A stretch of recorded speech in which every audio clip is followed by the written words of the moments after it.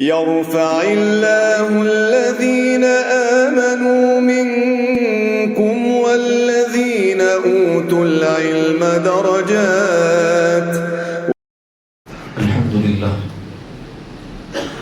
لله وحده نصر عبده وعز جنده وهزم الأحزاب وحده.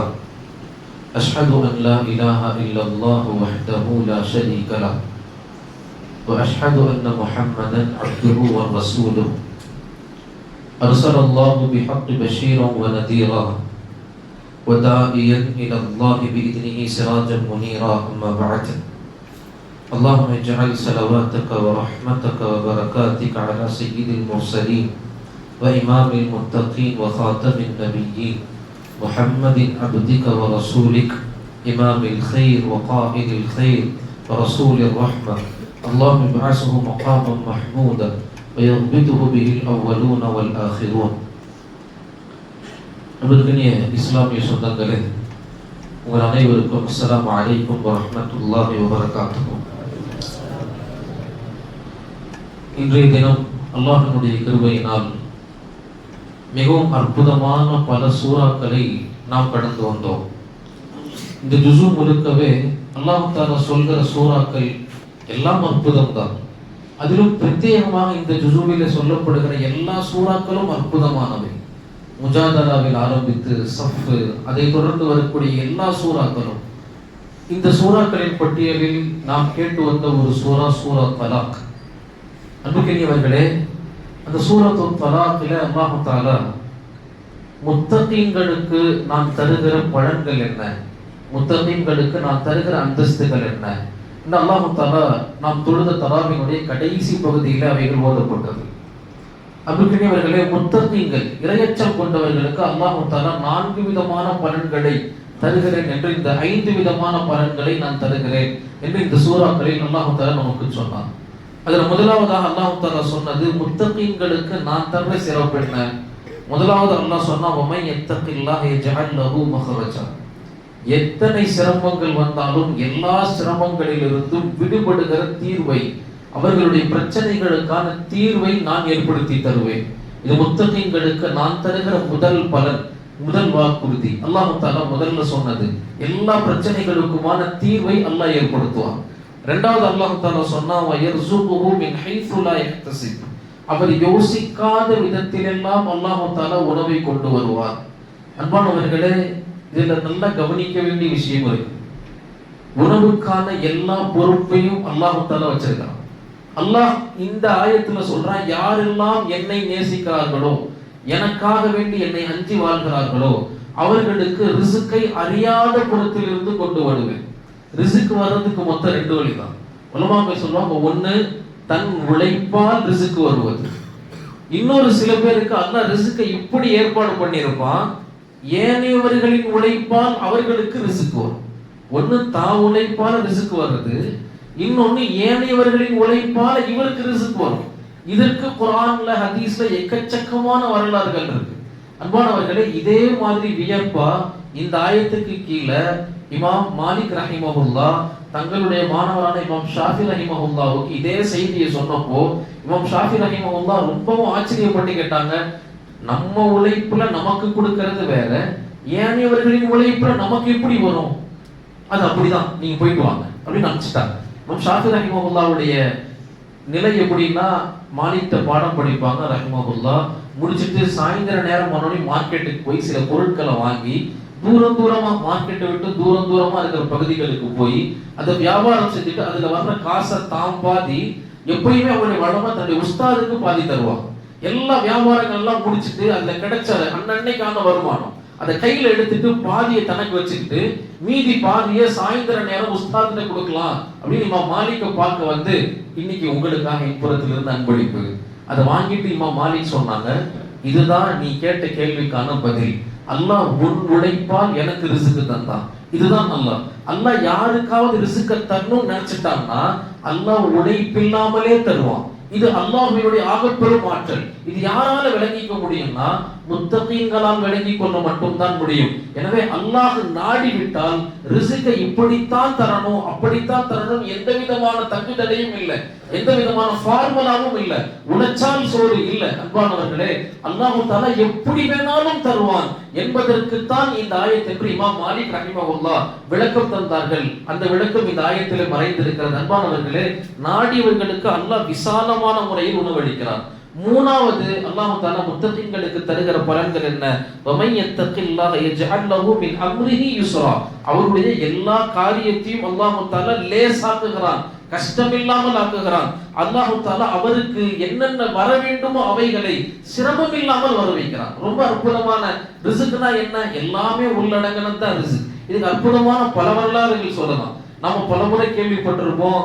பாயஸித் பிஸ்தாமி ரஹிமஹுல்லாஹ் நக்ஷபந்திய தரீகாவுடைய மிகப்பெரிய ஒரு ஷேக்ல அவங்களும் கட்டுப்பட்டோம். பாயஸித் பிஸ்தாமி சின்ன குழந்தையா இருக்கும் போது தாயார் கொண்டு போய் ஓதுறதுக்காக அவங்களுடைய ஷேக் கிட்ட அமர வச்சு ஓத சொன்னாங்க, படிக்க சொல்லிட்டு வந்துட்டாங்க. சொல்லிட்டு வந்தபோது அவங்க தாய்க்கு கணவன் இல்லை, எல்லாம் மௌத்தா போயிட்டாரு, இந்த ஒரே ஒரு மகன் மட்டும்தான்.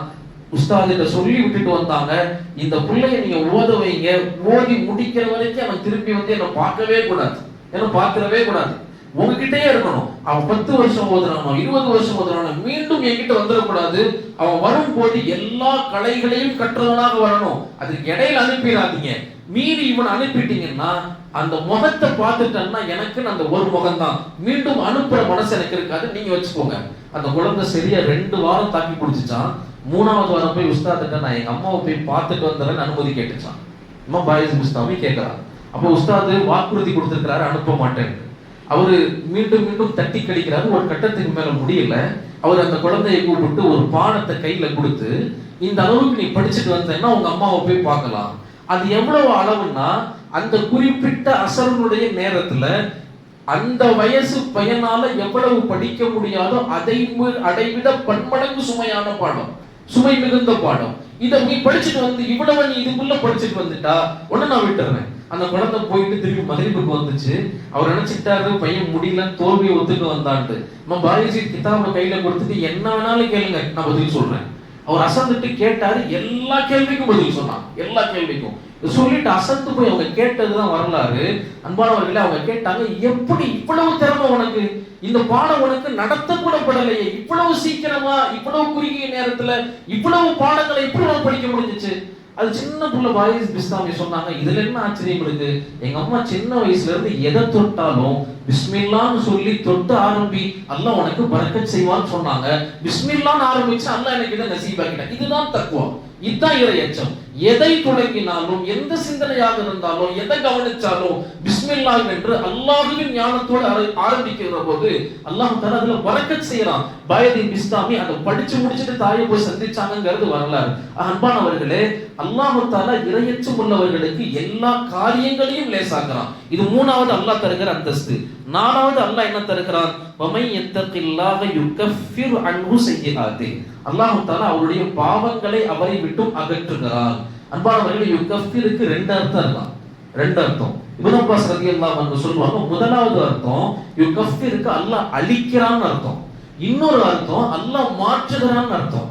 நாம அழிக்கிறான்னு அர்த்தம், அதுக்கு கீழே நம்ம கேள்விப்பட்டிருப்போம், அல்லாஹ் தஆலாட்ட ஒரு நபர் உட்கார்ந்து அல்லாஹ் என்ன மன்னிச்சிருன்னு இறைஞ்சனார்னு சொன்னா அல்லாஹ் தஆலா அவருடைய பாவங்களை அழிக்கிறான். யார் யார் கிட்ட இருந்து அழிக்கிறான்? நம்ம முன்னாடி இந்த ஹதீஸ்ல கேள்விப்பட்டோம். இன்னொரு அர்த்தம் இந்த ஆயத்துல யுகஃபிருக்கு என்ன அர்த்தம்னு சொன்னா அல்லாஹ் மாற்றுகிறான். இதுக்கு கீழே ஹதீஸ் கொண்டு வரான், அது எப்படி அல்லாஹ் மாற்றுகிறான்? அன்பானவர்களே, கியாமத் நாளுடைய நிகழ்வு ரொம்ப வித்தியாசமா இருக்கும், ரொம்ப ரொம்ப வித்தியாசமா இருக்கும். சிலர்களுக்கு கியாமத் ரொம்ப கடுமையா இருக்குமா, சிலர்களுக்கு கியாமத் ரொம்ப சுவாரஸ்யமா இருக்குமா.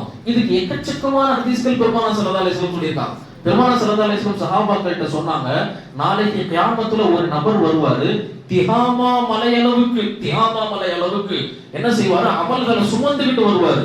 எல்லாரும் வழிவிட்டு அவரை வேடிக்கை பார்ப்பாங்க, இவ்வளவு அமல்கள் செஞ்சவரா.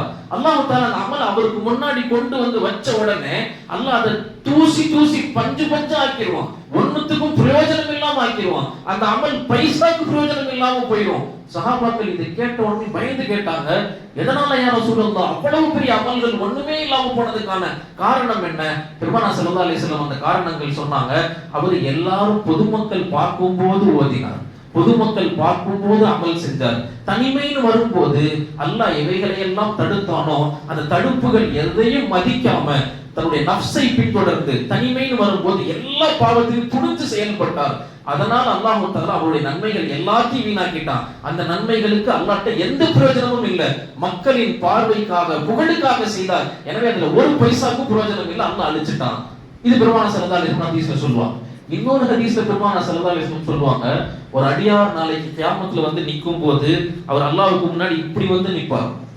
பயத்தோட பாவங்கள் நிறைய அல்லாஹ்க்கு முன்னாடி கொண்டு வந்து வைக்கும் போது அல்லாஹ் தஆலா அவருடைய பயமான சூழ்நிலை, பதட்டமான சூழ்நிலை எல்லாம் பார்த்துட்டு சில பேருக்கு அல்லாஹ் தஆலா யோசிக்க முடியாத அளவுக்கு ரஹ்மானா இருக்கும். எனவேதான் கியாமத்துடைய நிகழ்வு வித்தியாசமான நிகழ்வு பெருமானார் ஸல்லல்லாஹு அலைஹி வஸல்லம் வர்ணிச்சாங்க. அந்த நபர் வந்து நிற்பாரு, அவருடைய பாவங்கள் நிறைய இருக்கும், அவருடைய பதட்டத்தை பார்ப்பார்.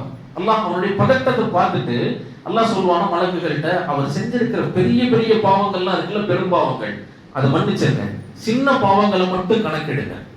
கொஞ்சம் சந்தோஷம், ஆனா ஒரு பக்கம் சந்தோஷம், இன்னொரு பக்கம் பயம். அல்லாஹ் ஒன்ன விட்டுட்டான், ஆனா இன்னொன்னு பிடிக்க போறானே, அந்த பாவங்களை மட்டும் தனியா லிஸ்ட் எடுங்க. எல்லாத்தையும் அல்லாஹ் தனியா எடுத்த உடனே அந்த அடியானை பார்ப்பானா, அந்த அடியான் பயந்துகிட்டே அல்லாஹ்ட்ட நிற்பானா, ரப்பே இதையும் மன்னிக்க மாட்டானா என்ற ஏக்கத்தோட ரப்ப பார்த்துக்கிட்டே இருப்பானா. அல்லாஹ் சொல்லுவானா, இந்த பாவங்களை எல்லாம் நன்மைகளா மாத்திருங்க, இந்த பாவங்களை எல்லாம் நன்மைகளா மாத்திருங்க.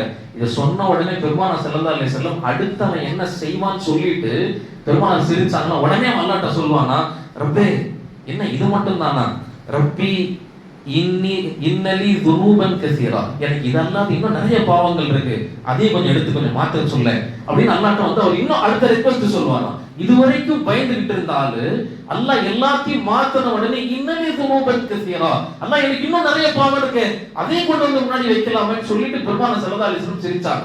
அன்பானவர்களே, இப்படி கியாமத்துடைய நிகழ்வுகள் வித்தியாசமா இருக்கும். இப்படி யாருக்கெல்லாம் பாவங்கள் நன்மைகள் மாற்றப்படுகிறதோ, பாவங்கள் எல்லாம் நன்மைகளா மாற்றப்படுதோ, அதுதான் இந்த ஆயத்தினுடைய பொருள். யுகஃபிரு ஸய்யிஆத், அல்லாஹ் தஆலா என்னை நம்பி இபாதத் செய்தவர்களுக்கு, என்ன நம்பி பயந்து வாழ்ந்தவர்களுக்கு அல்லாஹ் தஆலா அவருடைய பாவங்களை எல்லாம் நன்மைகளாக மாற்றுகிறார். அல்லாஹ் அந்த நசீபை நமக்கும் தரட்டும். கடைசியாக 5வது பலன் என்ன? அல்லாஹ் தஆலா சொன்னா, வயுஇதுக்கும் லஹு வயுஇதுனஹும் அல் அஜ்ரா, யுஇதுனஹுல் அஜ்ரா, அல்லாஹ் தஆலா அவருக்கு பன்மடங்கான கூலி தரலாம். ஒவ்வொரு சின்ன சின்ன அமலுக்கும் அல்லாஹ் தஆலா பன்மடங்கான கூலி தரலாம். இந்த 5 சிறப்புகளை அல்லாஹ் தஆலா என்ன செய்யறான்னு சொன்னா, ஒவ்வொரு சாலிஹான நபர்களுக்கு, இறையச்சத்தோடு வாழ்பவர்களுக்கு தர்றேன். முதலாவது அல்லாஹ் தஆலா சொன்னது, அல்லாஹ் அவருக்கு பிரச்சனைகளுக்கான தீர்வை தருவேன். இரண்டாவது, ரிஸ்க்ல அல்லாஹ் தஆலா எந்த புறத்துல இருந்து ரிஸ்க் வருதுன்னு தெரியாது, விசாலமான ரிஸ்க் தருவான். மூணாவது அல்லாஹ் தஆலா சொன்னது, எல்லா காரியங்களையும் அவருக்கு லேசாக்கி தருவான். நாலாவது, அவருடைய பாவங்களை அல்லாஹ் மன்னிக்கிறான், அதை நன்மைகளாக மாத்துகிறான். அஞ்சாவது, அவருடைய ஒவ்வொரு அமலுக்கும் மகத்தான கூலிகள் தருகிறான். இந்த 5 அமல்களை பெருமானார் ஸல்லல்லாஹு அலைஹி வஸல்லம் சொன்னாங்க. அன்பானவர்களே, நிறைவா தக்வானா என்ன? இந்த மாதம் தான் அந்த தக்வாவை நமக்கு தருவதற்காக அல்லாஹ் அனுப்பிய மாதம். அன்பானவர்களே, தக்வானா என்ன? உமர் ரலியல்லாஹு அன்ஹு உபை இப்னு கஅப் போய் கேட்டாங்க, தக்வானா என்ன? உபை இப்னு கஅப் ரொம்ப அழகா சொன்னாங்க. உமர்கிட்ட கேட்டாங்க, நீங்க முள் நிறைந்த காடுகள்ல நடந்தது உண்டா? நடந்திருக்கிறேன். எப்படி நடப்பீங்க? அந்த முள் என் மேல படாம கவனமா நடந்து போவேன். இதுதான் தக்வான்னு சொன்னாங்க. இந்த உலகம்ங்கிறது பாவங்களால் முள் போன்று சூழ்ந்து இருக்கக்கூடியது. எப்படி கவனமா நடப்பீங்களோ அதே போன்று எந்த பாவத்தினுடைய அடையாளமோ சின்ன தீண்டுதலும் உங்க மேல படாம நீங்க கவனிச்சு நடக்கிறது தான் தக்வா. இதுதான் தக்வா, வேற எந்த விஷயங்களும் அல்ல என்று சொல்லி காமிச்சாங்க. அன்பானவர்களே, அப்படிப்பட்ட தக்வாவை அற்புதமான ஒரு உயர்ந்த அந்தஸ்தை தருவதற்காக வந்திருக்கிற மாதம் தான் இந்த மாதம். இந்த மாதத்தினுடைய இன்னும் எஞ்சி இருக்கிற சில நாட்கள், இந்த நாட்கள்ல நாம அல்லாஹ்வுக்காக மாறிட்டோம்னா அல்லாஹ் தஆலா பெரும் பெரும் பொக்கிஷங்களை, பெரும் பெரும் வெகுமதிகளை தரவிருக்கிறான். எனவே நோன்புகள் வைக்கும் போது இப்படி கேளுங்க, ரப்பே இந்த நோன்பினுடைய கடைசி நீர்ச்சியாக, இந்த நோன்பினுடைய பலனாக எங்களுக்கு தக்வாவை நசீபாக்கு, அதன் காரணமாக அல்லாஹ் அவனுடைய பொருத்தத்தை நமக்கு நசீபாக்கு என்று ரப்பிட்ட நம்ம கேட்கணும். அல்லாஹ் அதனுடைய வாய்ப்பினை நமக்கு நசீபாக்குவானாக. எனவே எஞ்சிருக்கிற நாட்கள்ல அதிகமான முறையில நோன்புல கவனம் வைங்க, பாவங்களை விட்டு தவிர்த்துருங்க, துஆக்கள்ல கவனம் வைங்க. அல்லாஹ் தஆலா நம்முடைய துஆக்களை எல்லாம் கபூல் செய்து உயர்ந்த முத்தகீன்களாக அல்லாஹ் நம்மை கபூல் செய்து கொள்வானாக.